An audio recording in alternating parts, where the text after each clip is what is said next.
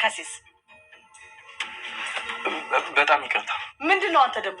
አዎ የማማክር ቢሮ ጉዳይ ነበር። እንደና ቁርጥ ምን ፈልገሽ ነው?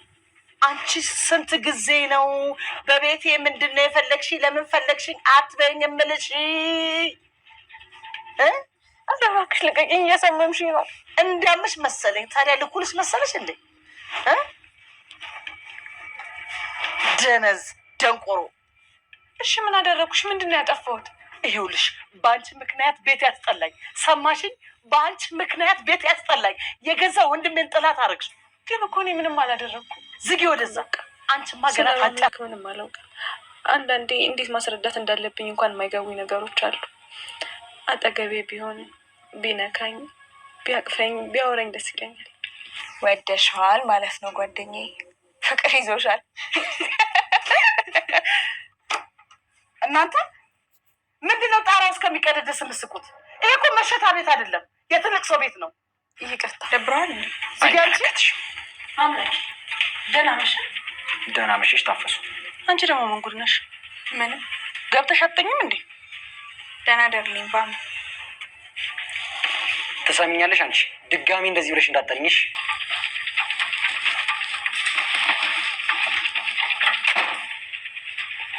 ለምንድን ነው ያልተኛሽው? እየጠበቅኩ ነበር። ለምን ትጠብቂኛለሽ? ደህና ደሪ።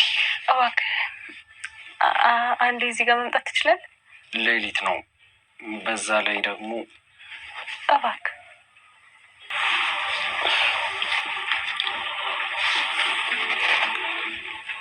ደህና ደሪ። ሰላም ቤተሰብ፣ ተወዳጁ የህብስት ድራማ ዛሬም ይቀጥላል። በህብስት ድራማ በጣም ብዙ ነገሮች ካየናቸው መካከል የሄርሜላና የአቶ አለም እንግዲህ የቤቱ አባወራ ዛሬ በአምላክ የደረሰበትን ነገር አይታችኋል። ምክንያቱም ደግሞ የቤቱ አባወራ ሄርሜላን ተማሪ ነች፣ ልጅ ናት።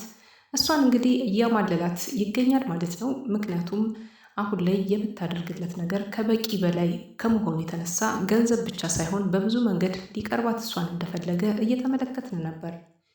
አሁን ላይ በሌላው በኩል ደግሞ ስንመለከት ሴቶቹ እንግዲህ በአምላክ ላይ አይናቸውን ጥለውበታል። ሁሉም ግርማ ሞገሱና እንዲሁም ወንዳ ወንድነቱ ተመችቶናል፣ ኩራቱ፣ በዛ ላይ በጣም ጥጋበኛ ነው፣ ምንም ሲናገሩት መልስ አይሰጥም እያሉ የሚመለከቱን በአምላክ አሁን ብዙ ሴቶች እያሳደዱት ይገኛሉ። 2 ነበሩ፣ አሁን 3 ሆነዋል። እዚህ ቤት ውስጥ ብዙ ነገር እየተፈጠረ ይገኛል። እንግድነት የመጣው አብነት በሌላ በኩል አንድ አስገራሚ ነገር ተመልክቷል። የእንጀራ እናት የሆነችቷ ህብስትን ስትደበድባት እንዲሁም ደግሞ ጆሮዋን ይዛ ስትቆነጥጣት እጇን እንዲሁም ብዙ ነገሮችን ስታደርጋት አይኑ አይቷታል። ዛሬ ላይ በጣም ያስደነገጠው ነገር ህብስት በእንደዚህ አይነት መልኩ የዚህ ሁሉ ሀብትና ንብረት ባለቤት ሆና እያለች ዛሬም በይፍቱ እንግዲህ መደብደቧና የይፍቱ የእንጀራ እናቷ እንደመሆኑ አንጻር ሀብትና ንብረቷን ፈልጋ ያለምንም ኃጢአቷና በደሏ ስትደበድባት ነበር የደረሰባት። ነገሩን እንግዲህ ለማስተባበል ያህል አይዞሽ ይሻልሻል፣ ምን ሆነሽ ነው የምታለቅሽ በማለት ኮስተር ብላ መልስ ስትሰጥ ነበር እናትየዋም። ግን ደግሞ አብነት ከተመለከተ በኋላ ባላየ ለመምሰል ይቅርታ፣ ወደዚህ ሳልፍ ነው ድንገት የመጣሁት ልጠይቃት ብዬ ነው በማለት ነገሮችን አስተባብሎ ሄዷል። ዛሬ ላይ ቤት ውስጥ ያለው ነገር በጣም ከበድ ያለ ነው። የህብስት እንግዲህ ፍቅርና እንዲሁም ደግሞ የበአምላክ ፍቅር በደንብ ግልጽ ሆኖ ያልወጣ ሆኗል። ሁለታቸውም በጣም ይፋቀራሉ፣ ይዋደዳሉ። አሁን አንዳቸው ለአንዳቸው ይተሳሰባሉ። ግን ደግሞ ፍቅራቸውን አውጥቶ እኔ ወዳለሁ እኔም ወድሻለሁ የሚለውን ቃል ከሁለቱም አንዳቸው የተናገሩት ምንም አይነት ነገር የለም። ይሄ ነው አሁን ሁለታቸው ላይ ልባቸው ላይ እሳት ሆኖ ያለው። ከቤት ውስጥ ይሄ ነገር ቢታወቅ በጣም ከባድ ችግር ይመጣል። ምክንያቱም አቶ አለም እዚህ ቤት ውስጥ ላይ የሚፈጠሩትን እያንዳንዱ ነገሮች በባድነት ደረጃ እንጂ እንዲህ ተቀራርበው ብዙ አይነት ነገር እንዲያደርጉ አይፈልግም። ምክንያቱም ደግሞ እሱ ያቀደው ሴራና ሀሳብ እያንዳንዱ ነገር ይከሽፍበታል። ማንም ሰው ቢሆን ከህብስት ጎን ከቆመ እዚህ ቤት ውስጥ ላይ የመኖር ቻንስ የለውም። ምክንያቱም ደግሞ ህብስት ሁላቸውም ሰው የሚጠሏትና እየወደዷት እየመሰሉ እየሳቁ ግን ደግሞ ሀብትና ንብረቷን እስክትፈርምና እስክትሰጣቸው ድረስ እያቆዩት ይገኛሉ። ህብስት እንግዲህ የሚካሄድባትን ሁሉ ችግሮች ተቋቁማ መቼ ይሆን በራሷ እንዲሁም ደግሞ በቤቷ በሁሉ ነገሯ በንብረቷ አዛዥ ልትሆን የምትችለው። በአንድም በሌላም በኩል ተጠቂ እያደረገቻት የመጣችዋ የገዛ ጓደኛዋ ናት። ሀብታም ስትሆን ሁሉ ነገር ይደረግልሃል፣ ሁሉም ነገር ታገኛለህ። አባት ቢሞትብህ ወላጅ ባይኖርህ ሌላ ወላጅ ይኖርሃል። እንደዚህ ነው ሀብት ማለት እያለች እሷም እንግዲህ የገዛ ጓደኛዋ አብራት ያደገችው አብሮ አደጓ በእናት አባቷ ሀብት እንግዲህ ተንፈላሳ ያሳደጓትን ልጅ ዛሬ ለህብስት ጠላት ልትሆንባት ዝግጅት ላይ ነች። ህብስትን እንግዲህ በተወሰኑ ትንሽዬ ሳንቲሞች ብሮች ልትሸጣት አቅርባታለች ማለት ነው። ህብስት ይህንን ሁሉ አታውቅም። የሆዷን እየዘረዘረች ትነግራታለች ስለ በአምላክ ፍቅር እንዲሁም ደግሞ እያፈቀረችው እንደሆነና ስለ እሱ መልካምነት ጥሩ ነገር እንዲሁም ደግሞ እና አብነት ጋር እየሄደች አንዳንድ ነገሮችን ስለሚያደርጉት ነገር ሁሉንም ነገር ሄርሜላ እያወቀች ትገኛለች። ሄርሜላ ይሄን ነገር ማወቋ ለምን ያመጣል ካላችሁ ከባድ ነው። ምክንያቱም ደግሞ ሄርሜላ እያንዳንዱ ነገር ከዚህ በኋላ ለአባት ተብዬው ወይም ደግሞ ቤት ውስጥ ላሉት አባወራ ሁሉንም መረጃ የምትሰጥ ትሆናለች። ምክንያቱም እሳቸው በቂ በላይ የተባለውን በአካውንቷ ላይ ገንዘብ እንዳስገቡላት አይተን ነበር። ለዚህ ነው ነገሮቹ ውስብስብ እያሉ የመጡት። የሄርሜላ እዚህ ቤት መምጣት እንዲሁም ደግሞ አሁን ላይ ከበአምላክ ሌላ እዚህ ቤት ውስጥ የመጣው አብነት በተደጋጋሚ እየተመላለሰ ስለተመለከተችው አሁን ላይ ይፍቱ በጣም ውስጧ ቅር ብሏታል። ይፍቱን ቅር ያስባላት ነገር የሰው ብዛት እዚህ ቤት ውስጥ መኖሩ በጣም ብዙ ቻንሶችን እንደሚያሳጣት አምናለች። ለዚህ ነበረ የሰውን ብዛት እዚህ ቤት ውስጥ እንዲመላለስ እሷን ፍላጎቱ የሌላት። አሁን የበአምላክና የሄርሜላ መፋጠጥም እንደቀጠለ ነው። ሄርሜላ በጣም ተንኮለኛና በመጥፎ ነገር ተመልክተዋለች። ምክንያቱም እሱን ለማንበርከክና ለመጣል ብዙ ፈተናዎችን ልትፈትነው ተዘጋጅታለች።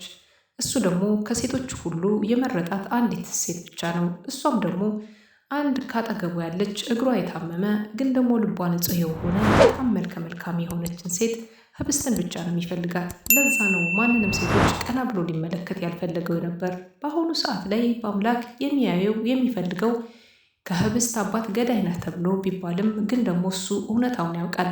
አንድ ሰው ከበራቸው ሞቶ አገኘ፣ ግን ደግሞ እሱን ሰው ወስዶ ቀበረ። በቃ ሌላ ነገር የለውም።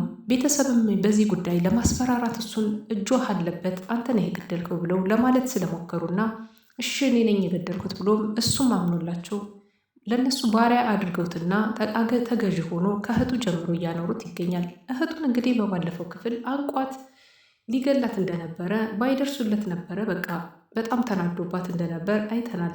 ምክንያቱም ደግሞ ብዙ ነገሮችን ህይወቱን ያመሰቃቀለችው እንደ እህት ሳይሆን እንደ መጥፎ ሰው እየተመለከታት ይገኛል። አሁን ላይ አንቺ እህቴ ነሽ ብዬ ከማለት በጣም ታሳፍሪኛለሽ፣ በጣም እጅግ በጣም አድርጌ ነው ማፍርብሽ፣ ማን ነው እህት ሊያደርግሽ የሚችለው በማለት ሞራሏን የሚነካ ነገር ቢናገራትም ያው ገንዘብ ስላወራት ምንም አይነት ነገር መልስ ልትሰጥ አልፈለገችም።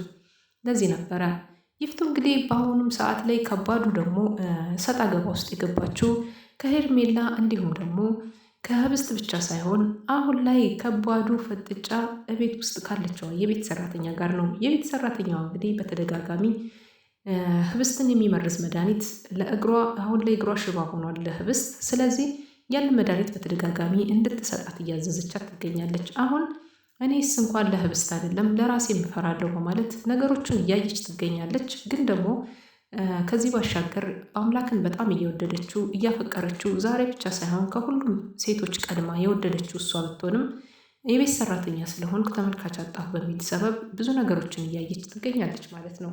እንግዲህ ህብስት ብዙ ነገሮችን አይታለች፣ ሰምታለች፣ ሁሉንም ነገር እያደረገች ብትገኝም ግን ደግሞ አሁን ላይ የተከሰቱባት ነገሮች በጣም ከምንም ከአቅም በላይ የሆኑ ክስተቶችን እያስተናገደች ትገኛለች። ህብስት እንግዲህ በበስተ መጨረሻ ምን ይደርሳት ይሆን? አሁን ላይ አብነት ተመልክቷል በጥፊ ስትመታ። ይሄንን ነገር አብነት እንዴት አድርጎ ይናገር ይሆን? በአምላክ ያወቀ ጊዜስ እህቱን ምን ያደርጋት ይችላል?